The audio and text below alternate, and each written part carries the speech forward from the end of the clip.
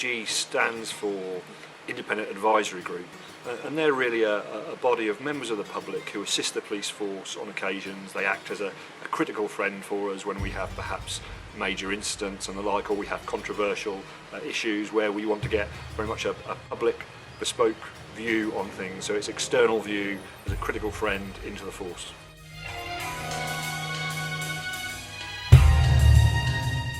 I think if a force has a particular critical incident, so for instance if you've got a murder that's particularly tricky but it might centre around a different BME group or whatever, or it might be a murder from somewhere within, for instance, the gay and lesbian community, we may need some special support and advice on how to handle things and the like, and it's useful to have that reference group that you can go to and say, this is the problem we're dealing with, can you assist us, how would you approach this, what would be the best way of working with the local community involved.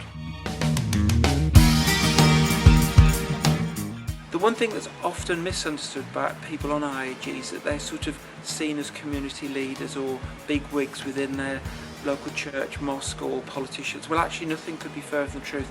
Sometimes the very best people that we can have on IAGs are those that previously haven't had a voice, that have not previously felt a forum or a structure where they can come along and talk to us. And what we are trying to say is the ability for you to speak on behalf of your community, or just from your street, or just amongst your friends and family, is just as powerful as someone who might be seen as a very big leader in their community.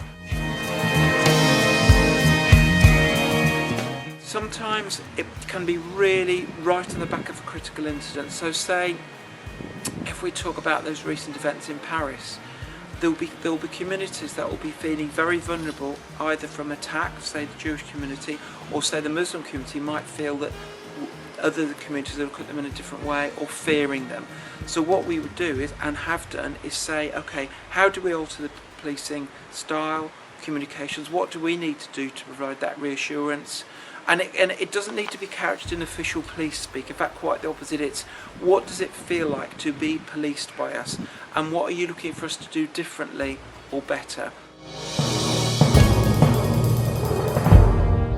Stop and search can be quite a controversial tactic. So, in the force that I've come from, we would utilise IAG members to get a different perspective on what stop and search means to different parts of our communities, and that would be an example where we might test out policy and practice with them and get their views, so we get that external critical friend perspective. We're asking people that if they think they've got something to offer, to come along and volunteer to be a member of one of our independent advisory groups, and we'd appreciate that support, and I'm sure if they're public-minded, community-spirited, that might be a way of giving something back.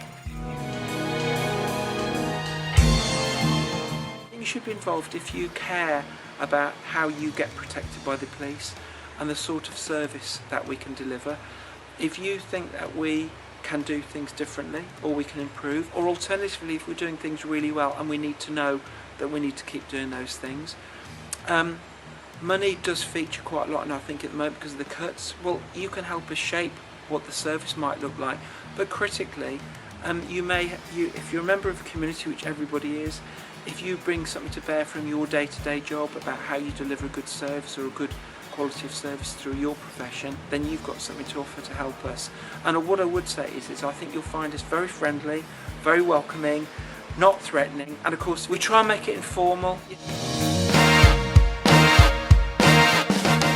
If you're even the slightest bit interested, I would ask you to come along and just get a feel for it. You're not committing to anything, you're not going to sign the dotted line, you're not going to be signing a contract or anything. It is literally come along and see if it could be of interest to you.